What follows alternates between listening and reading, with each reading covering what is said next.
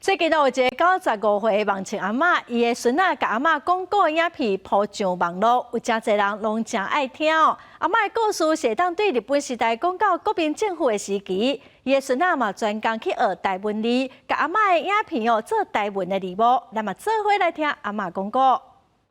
我那影嘛拢用掠怪呢，到人见到外省就拍，外省见到到人就掠，安尼，我拢掠去清杀掉。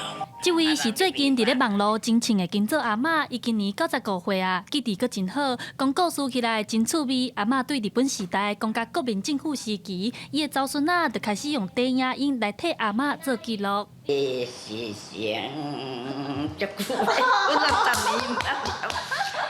60年金座阿嬷1930年伫咧家人出世，5岁无细哩，互厝边的人卖去查某囡。后来去老仓头苦读一段时间，才互人带转去厝里。转去厝里无偌久，阁互人带去暗溪做养女。即马伊阁有一个新的身份，就是讲故事的网红，互阿嬷真欢喜。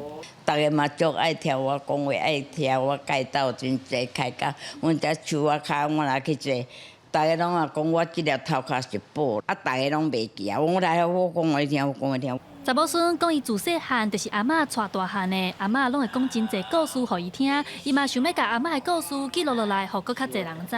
现在伊也真骨力咧学台文字。